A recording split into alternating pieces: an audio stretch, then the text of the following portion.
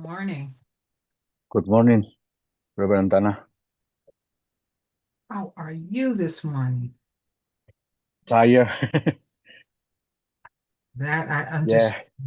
I'm having a long week. I have to be on calls on Sunday. So Um, I have really hard cases. And okay, I feel so exhausted. So I'm gonna take a couple of days off. I have to. okay. Good for you. Yeah, so I'm gonna finish this day and I'm gonna come back until next Monday. Next Monday. Okay, good. And Sunday you said you have church. So that's a Yes, long commute. yes.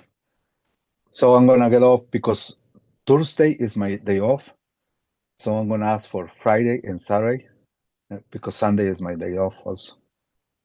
How So on much that, when uh, you do that, do you have to find a replacement for your shift? nah, no, we don't have to.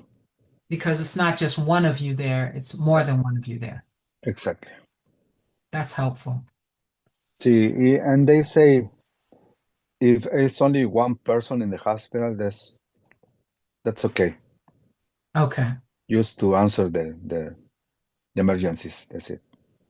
okay, And later on, when we return to work, we just made an update to the with the patients because most of the patients stay 1 or 2 days for more. okay, So okay. we have to take care of the patients who still more than 3 days. We Right. have to check on them and Okay, made the assessment evaluation.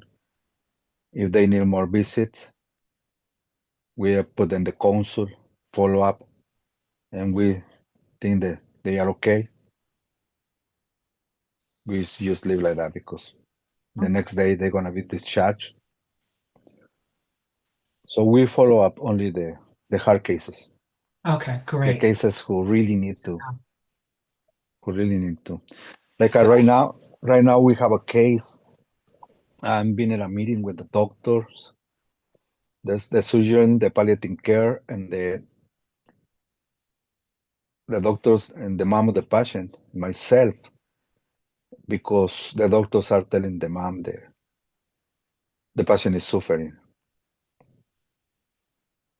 And according to them, she's not going to make it because she has to wait two months for the transplant. And the heart is already damaged.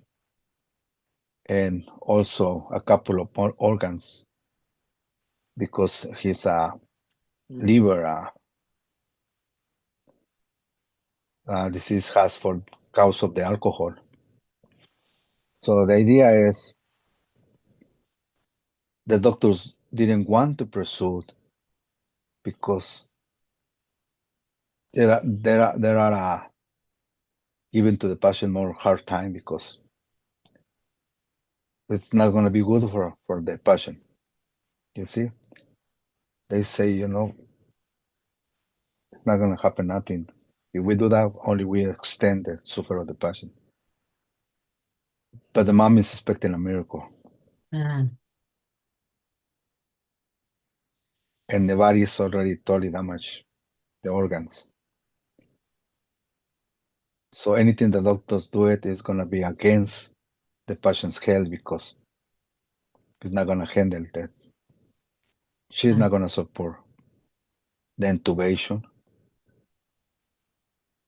because the stomach is bleeding,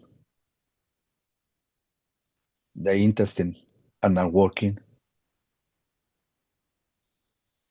But the mom, she want to pursue without well all the doctors can do it.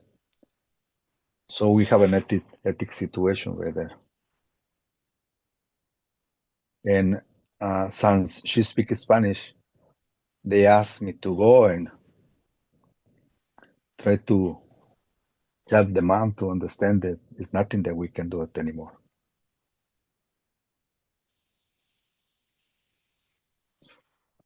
So I've been praying and thinking, and I just want to go to Sohar to use to accompany here in this process.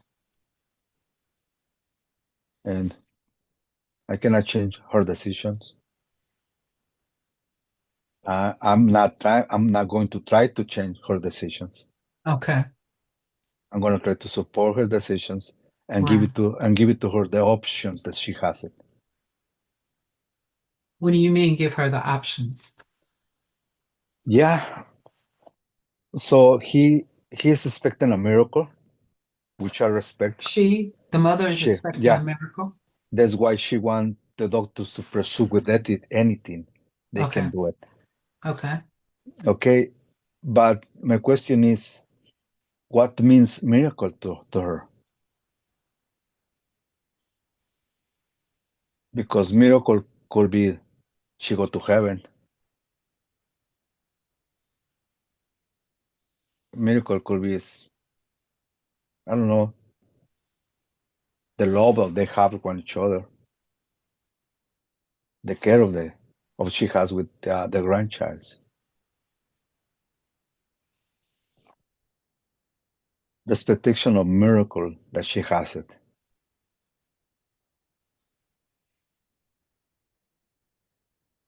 Because I feel that way that she's expecting a miracle there, and her understanding is only be healed.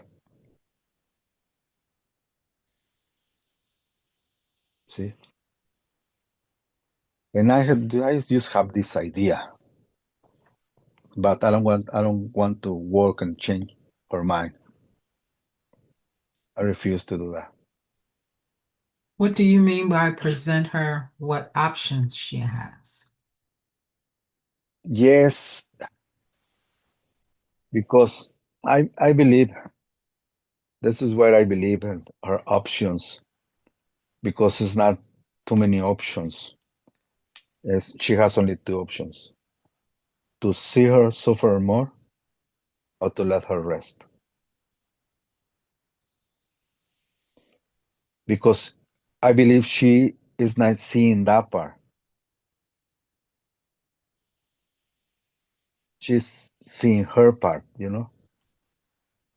And I believe she's expecting a miracle because she is not accepting, or it's hard for her to see herself taking care of the 5 kids because the mom has 5 kids.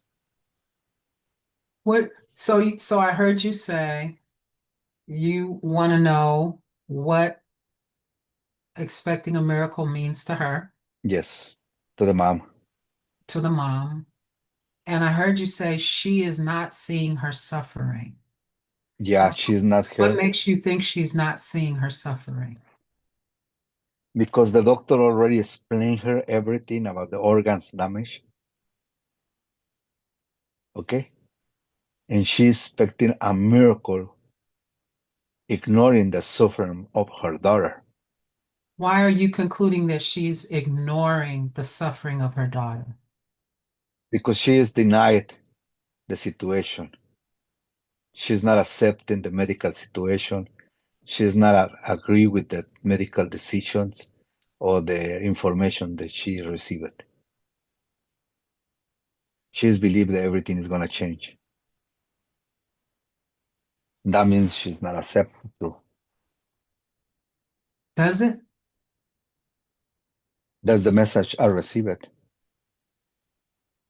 That's not what I'm hearing. Okay. What you hear?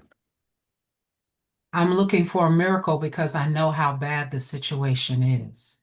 Mm-hmm. I'm looking for a miracle because I know my child is suffering, and the only thing that's going to save her is a miracle. Mm-hmm.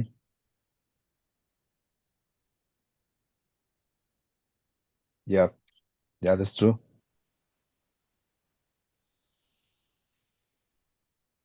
So, and So I wonder what miracles mean to her. I think that's a great place to start. Exactly. Because when I hear a patient say, I'm looking for a miracle, I don't assume they're not accepting. In fact, it sounds like they are accepting. And hence therefore they know we need a miracle here. Yeah, because the doctor told her the body is not gonna support the intubation. Mhm. And she said, do it because God could do a miracle. So what do you hear as the ethical dilemma? That the doctors are refusing to follow what she say because they know that the patient is suffering. When the So, doctors, okay, okay, and the doctors say, okay, let's see if another hospital is willing to pursue with this. okay. So when the doctors say they're refusing to do what the mother wants to do, they don't say, they say what their ethical dilemma is. Do you happen to know what the ethical dilemma actually is for the Mm, doctors? mm, Okay. yeah. Is that I believe what I heard, not from them, from my supervisor, they are not feel comfortable to follow what the mom asking for it because the patient is gonna suffer more. That's what I heard the doctors say. So the doctor's ethical dilemma Yes, is do no harm. exactly, It's not just, hey, we can't do what you say. exactly. It's not That's, harm. Yeah, and there are legal ramifications for that. So yeah, that's the ethical dilemma. Mhm. yeah. Good. I just wanted you to have the land. Wow, that's a tough situation to be in, and I can appreciate that you're not going to try to persuade her of anything, but it's a great place to come alongside her and understand what she means by miracle. Yes, yes. That's all I want to know. That be sure what the expectation of miracle she has. It. Mhm. What do you think? What are Do, you doing in this case? do you, I'm happy to share with you what I do in this case. Do you think there's anything God can't do? If God want to do anything, I think he could do, okay, and he can, and if he willing to do it, I don't know why he's waiting until the You, you, because it's, the patient is suffering too much. If the God want to do a miracle, the miracle just happened right now. Alfredo, I'm asking you your Yeah, belief. Do you believe that God can do anything? I believe the God can do You anything. do? Yes,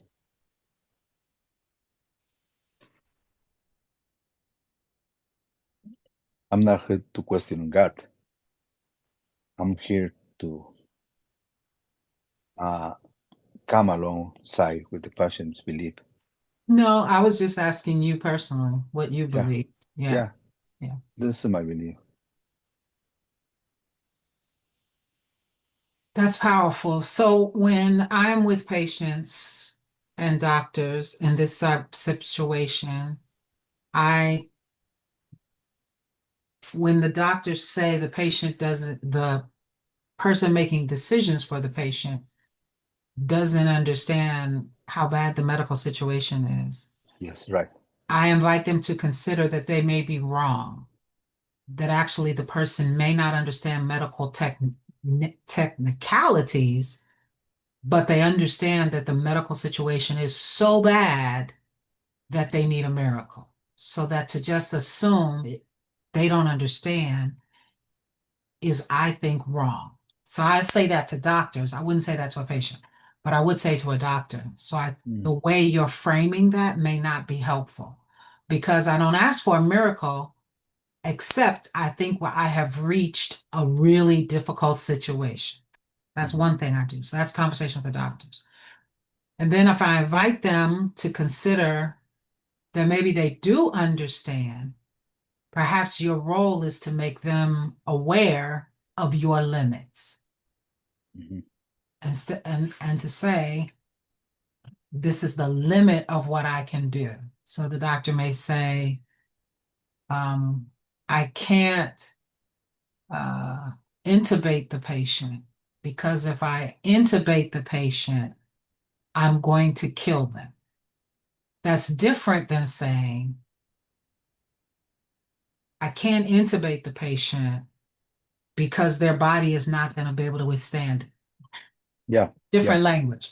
So yeah, I so invite clear. the doctors to name their limitations as opposed to the body's failing, the body can't sustain it, because that language may not be as clear. That's the second thing I do. I ask them to clearly talk about it from their limitations and Mm, why. When they say to me they don't know how much the person is suffering, I invite the doctor to talk to me about what that means to them. What does suffering mean to you? And invariably, when they're telling me what suffering means to them, they kind of clear. And I will ask, what does suffering mean to the person making medical decisions? And they will say, I don't know. And I'll say, that's my lane. So the assessment that they don't know they're suffering, and then the doctors are like, oh, I don't know if they know how much they're suffering or not, but I can tell them this causes pain. This causes pain. This causes pain. And I, as the doctor, can't do anything about that pain. So they're just laying here with this pain. mm, That's different than assuming they mhm. don't know they're suffering. And then I can talk to the patient about, what does suffering mean to you? What does a miracle mean to you? And I may invite them to consider, depending on what they say, Yes, that God does not need intubation to have a miracle, exactly.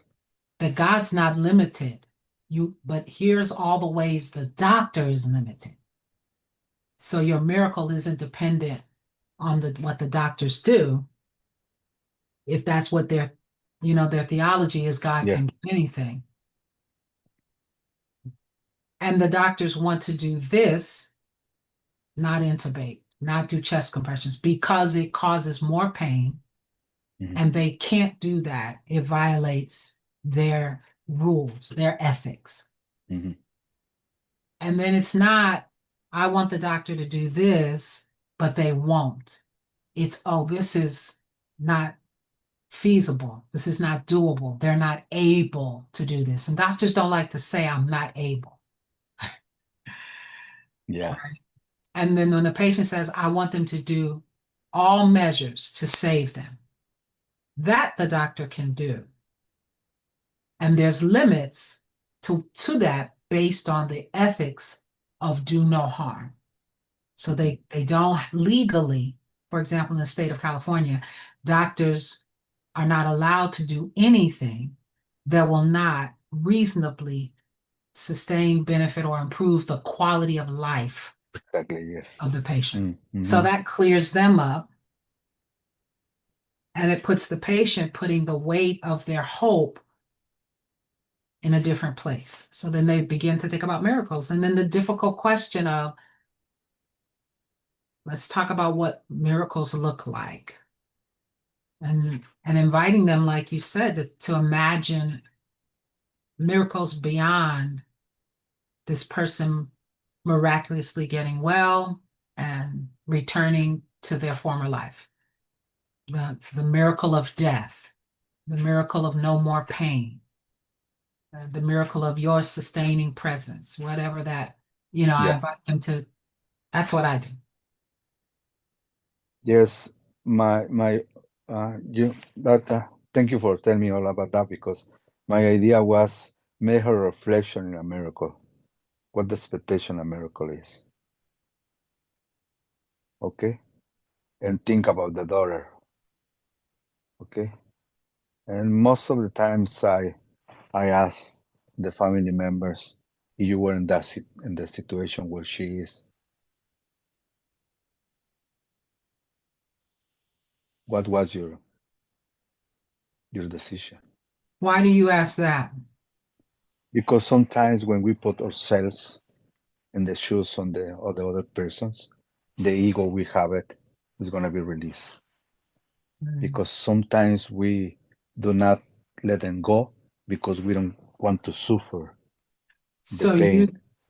you want that person to make decisions based on as if it were them. Exactly. That is not the legal standard of a person making decisions for someone else. They're asked to Mm, make the decision based on what they know about the person and what the person would want. mm, That's just the opposite. So I don't okay. think there's anything wrong with asking that question, but I would remind you, Reframe the question. Just yeah, because it okay. becomes problematic when the person says, oh, I would want somebody to do everything they could, give me a fighting chance. Well, that's, uh-oh. But it's not about what you want. It's Exactly. you're here to About represent what they want. day one. Exactly. And can you do that? Or are you really representing what you want? That's a different framing of the question. Do you hear the difference? Yes. Yes. I understand. Very clear. Okay. But right now we are talking about culture also. Culture is different. The way we see things is different. Okay. And I clearly understand what you say. It was an American person. I handled different, of course.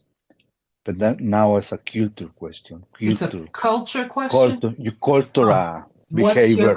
what's your cultural issue? And in our culture, we reflect in that, thinking of the best for the patient and for us. That's Because, and everybody. Yeah, yeah, we all do that. Yeah. My culture does yeah, that too. Yeah. yeah. So the way we speak is more kind of direct.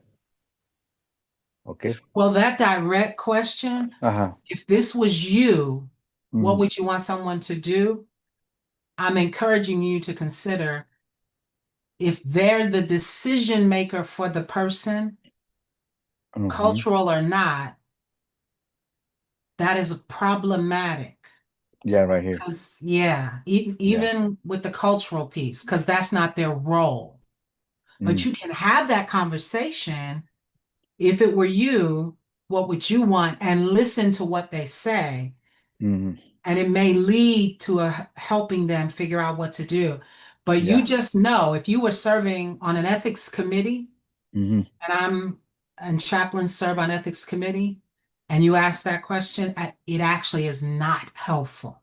And the Oh, ethics committee would want someone to undo that. okay.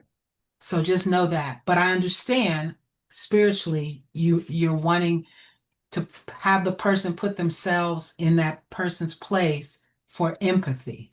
Yes. That's what you're trying to elicit. Yes. Yeah. And that's and that's the challenge of it. That's why it's so Yeah. helpful to have you there. Yeah. Yeah. So I've been thinking in this case, because I have to meet the mom, Yeah.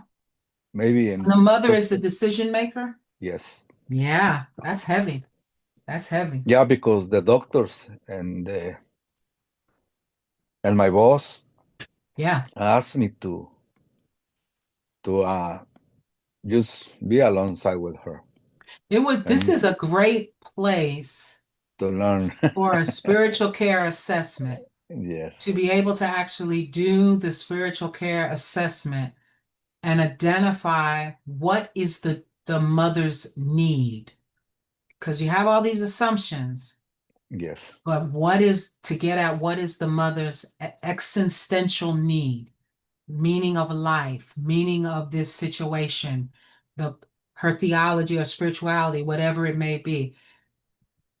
This is a great place to do those assessments because to be able to go back and chart the mother's existential or spiritual assessed need is, and therefore my intervention was. This is this is so challenging. Yeah.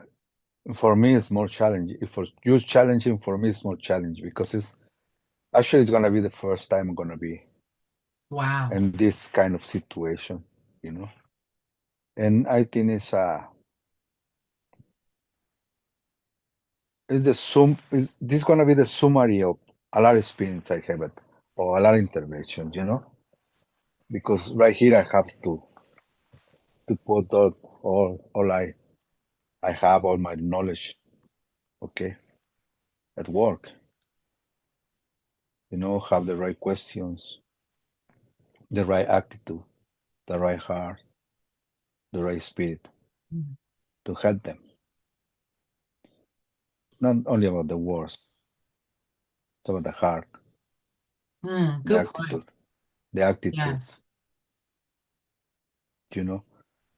That when she saw me, she saw somebody who are there for her. Yes. Oh, That's all my heart. And yes. I've been praying to God for that. Just give it to me the right heart and Yes. give it to me the right words and the rest. Because in the middle of that, you ask me, do you believe that God can do anything? Of course. And there's a proof that He can do anything. Okay. No, beyond my expectations. Mm-hmm. Because God works outside or limitations also. So my words are not gonna limit God. So I'm gonna go to the meeting, just trusting God, not me. And I want to do my best I can to help her. Because as you say, yeah, she expect a miracle. And my question to myself is, why she want a miracle? Or what kind of miracle she wanted? Because when we expect a miracle as a human, it's because it's something that we're gonna miss it, or it's something that we don't want to suffer. And you said right. What miracles mean to her? My question right now is what miracles mean to me, Andrew. When I expect a miracle as a human, and why?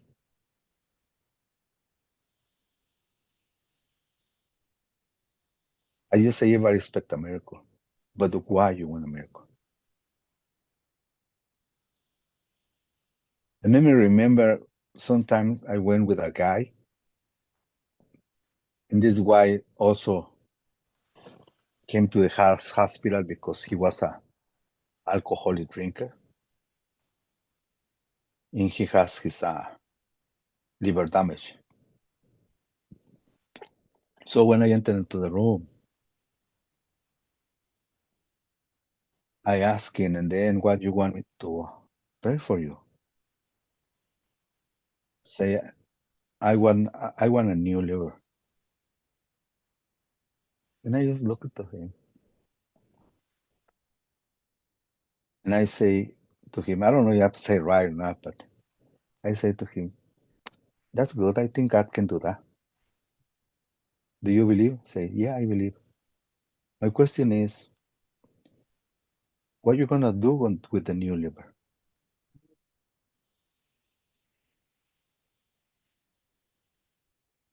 Or what you want? What for do you want a new liver? Think about that. Just think. Just reflect on that. And I believe if you give it to God a really good answer, may God can give it to you anyone. Wow. And I want to make him to do this reflection, Mm-hmm. okay? Because I know that our life we damage our own system, Mm-hmm. and we have to change our habits to have a healthy life. And I truly believe what I'm saying. If we need a new part of lives, what we're gonna do with that? Take care or damage again? So you say that just think about it and tell God what your answer was it. And maybe he can. give it to you a new liver. And made me think what miracles mean to me, as I said before, or why I need a miracle.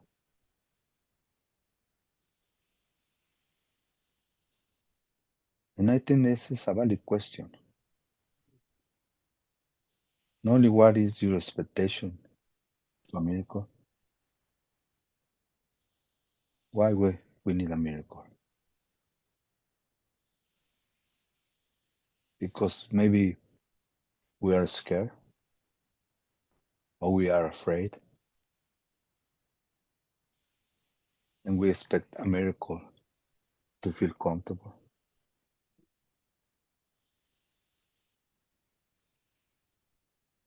I don't know.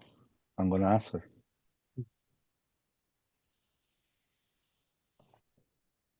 Yeah, I think this is the valid question. What do you expect a miracle? Mm.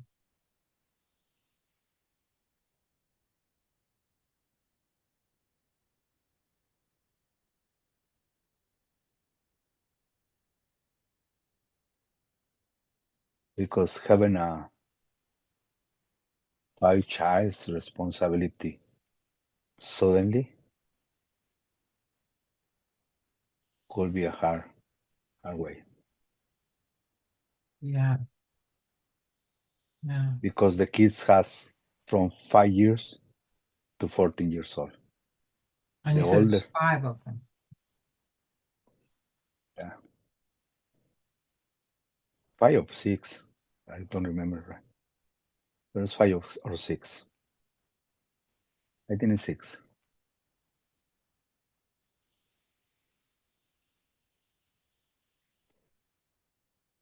And this is her daughter who Yes. has alcohol addiction. What's your theology around the mental illness of addiction?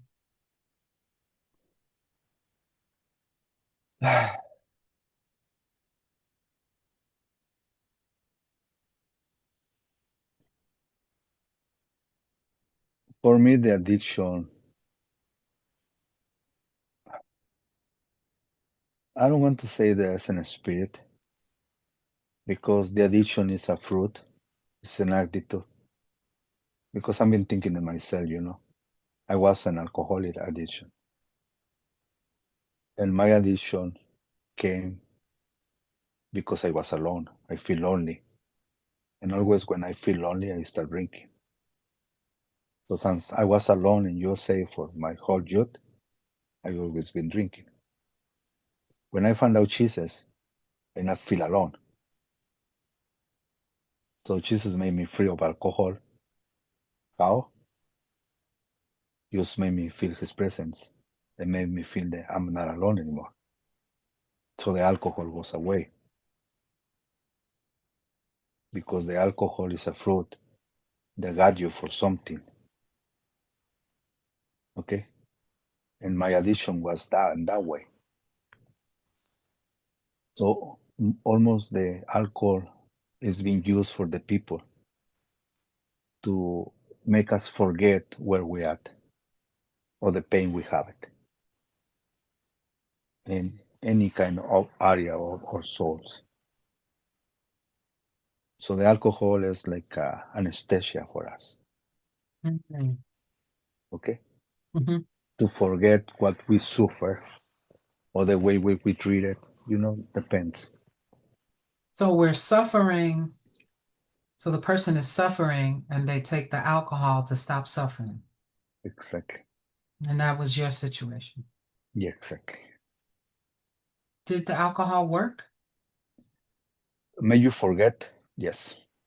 Mm. That's what the people use alcohol.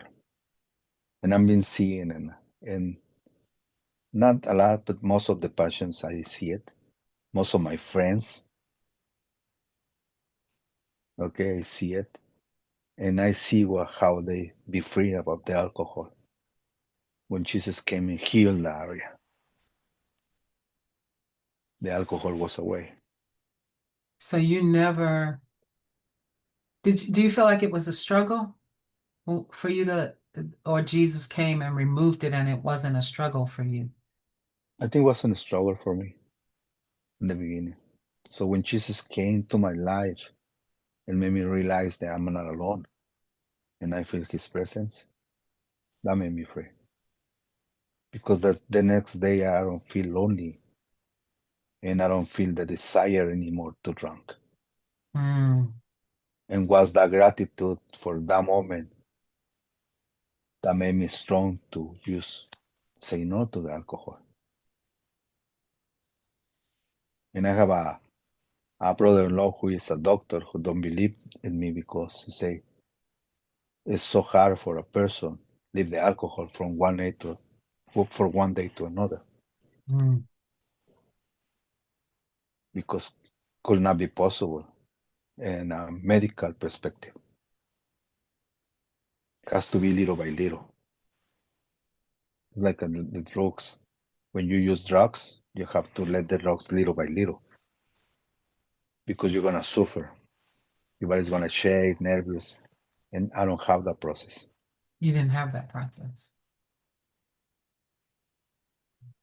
Was that a miracle?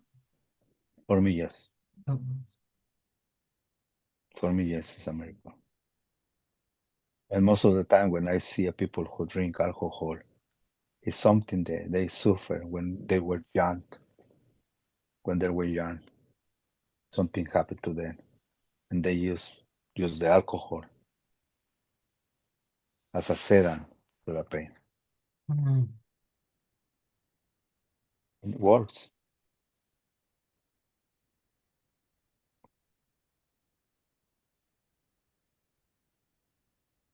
That's why the people use it. So what I see the dynamic in this family and the way I see the mom treat the daughter in the hospital is it's not good. mm, You know, mhm, she say uh, to her hard words. You know, she usually insult her for not understand her situation in the bed. mm. So it's kind of Can you it's not say that one more time? I didn't understand. okay when the patient is not understand why she is in the position because the patient what happened she's intubated, okay, because she's bleeding in the stomach. So the doctors and the nurses put gloves in the hands and the way she cannot reach the tube it take it off, okay. So the patient was telling the mom that she's okay, that she doesn't feel comfortable with the gloves in the hands, and the mom has tried to explain here why the doctors and the nurses cannot take it. But of course, the patient is uncomfortable. She don't understand. So the mom still start raising her voice because she want the patient to understand. Mm, And she start insulting, okay? mm, Saying bad words to the patient because she don't understand. mhm, And I've been that dynamic in that family is always in that line. mm, The mom abused verbally to her.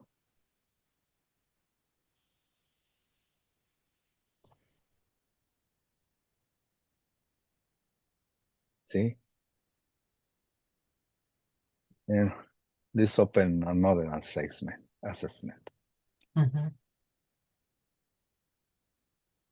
See? I don't know what's gonna happen with the kids,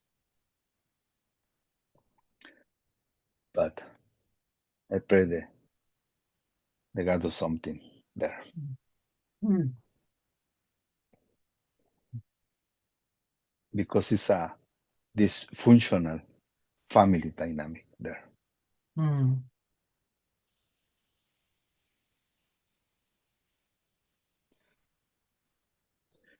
because the mom is alone. There is no dad there, no father, and I understand. What do you Or understand? why the I saw the mom with a lot of frustration Mm. because she's alone, and she could be alone with this with the six kids or five. And she's expressed how something about how she feels about that. Has she, I mean. No, because the truth is I don't have too much. I only have one encounter with the mom. And culturally, that's not something you're supposed to say. No, no, no, no, Yeah, my no, culture, even if you felt that way, you wouldn't say it. no, no, no, no, no, no. Of course, no, no. That's when I see things, I try to keep a lot of things by myself. That'll help me to have empathy for the patient. Okay, to have compassion for them. Mm-hmm. Okay, that's what those thoughts help me. That's what I mean to understand.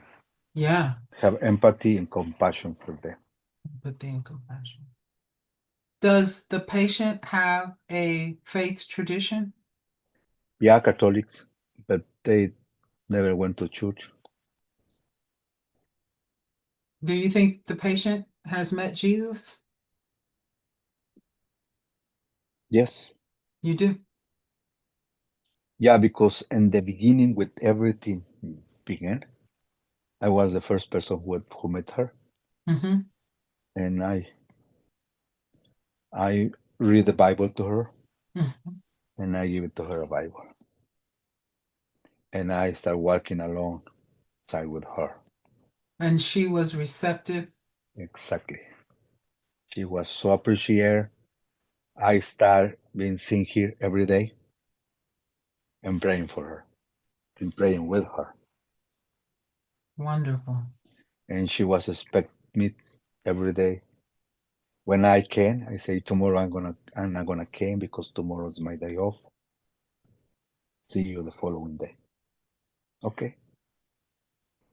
So I go and saw her and pray with her. And I talk to her about Jesus.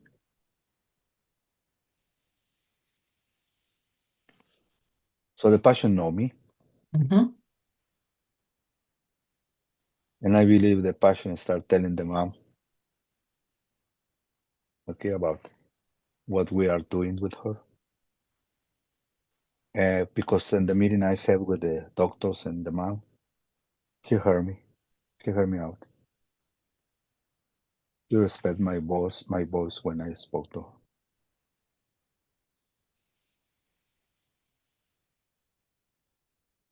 And I think I gained her trust because I've been care of her daughter since the beginning.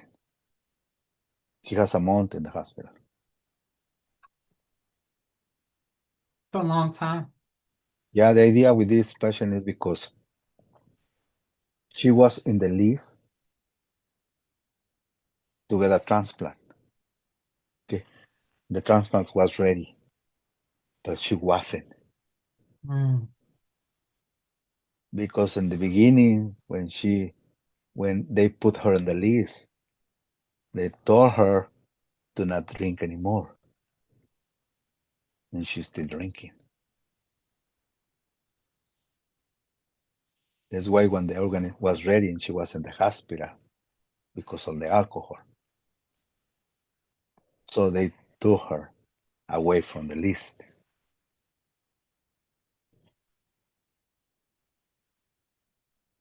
Now she's in the list again. Okay. In the beginning, the doctors told her that the most she can live is 3 months. Mm. She has a month The mom want her to be ready for the transplant, and she want them to work in the liver to have ready for the transplant. But the deal is this: in the process, the kidney is damaged, the stomach is damaged, the intestine is damaged, the heart is damaged. So this is the deal. The doctor told her, yeah, we can work in that, but the heart is not gonna support. And we just came to give it to you an update. Hmm. Is she DNR, Whew, the patient? yeah,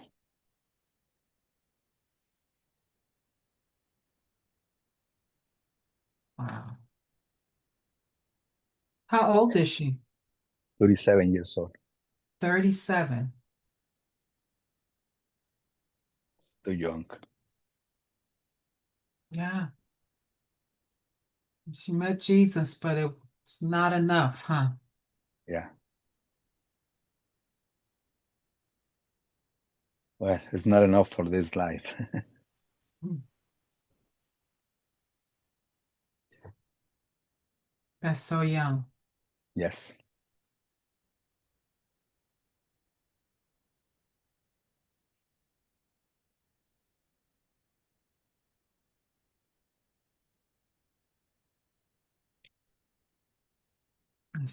Wow.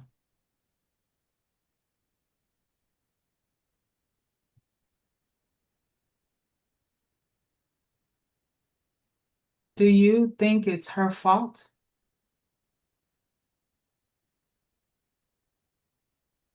Well, every one of us is responsible for our own decisions. That's all I can say.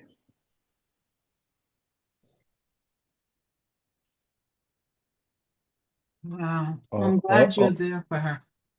all the rights or one decisions we make it is our decision. It's her decision. Hmm.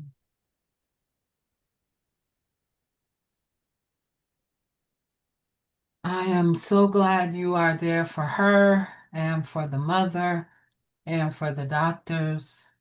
It's a Eh, lot, and it's a And I, blessing to have you yeah, there. and I'm so glad that I have you. Trust Mm. me. I will It- be praying. It's a blessing, a I real will be true blessing praying. to me. I will be praying. Thanks God for this moment, for this sacred Yes. moment, because I need it. Yeah, And this is only one. I can tell you, so many. I have 4 or 5 like these are like on Friday. I've been calling to go Arroyo Grande, 30 minutes away from here. See a young lady who has a heart attack, 22 years old lady. So when I got to the hospital, I started seeing a lot of people dressed in black. They said, what happened? So when I get to the room, there is a crowd of family in the waiting room and in the room because was too many people. And I found out that the lady has a heart disease, okay, and he died, okay, when they are grieving her grandma in the funeral. So she was in the funeral of her grandma when her heart cannot handle it. So I met the mom and the death and the dad and I met the mom and the father of So this daughter. the parents' mother, Yes, and now also lost their child. exactly. Wow. And this lady has two two brothers, 14 and 11 years old, who was there in the room, and I have to take care of them. Yeah, so much The pain. the 11 years old. Man, was hard. Was so hard. I mean, for everybody was hard, but for him was harder. Wow. He just grabbed his hair with his hand, covered his face with the hands. I can see his suffer. I just let him express himself, the pain he suffered. I give it to him a hug, and I say a prayer for him. That's it. That's a lot. That's a lot. Yeah, and the following morning, that was Friday evening. The following morning, as soon as I step in the hospital, I hear a cold white in the ED. Mm. 18 months, 18 months, girl. Mm. The ambulance came and they start giving to her CPR in the ambulance. So they called me, Chaplain, we need you here. When I get to the hospital, all the nurses and the doctors and everybody was ready, and I can see their faces. And I asked the doctor, what we expect, doctor? The worst. Okay. I notify the securities when the mom and the dad get to the hospital. Take them to the quiet room and let me know. I'm gonna take care of them. So the mom and the dad get to the hospital, and they ask me how's the girl? Say, I don't know yet. The doctor is gonna come and tell us all the diagnostics. So the idea is they don't know because they left the girl with the babysitter. The babysitter was the one who called the 911. Mm. So I was with them when the doctor get into the room and tell the news. She's dead. Wow. So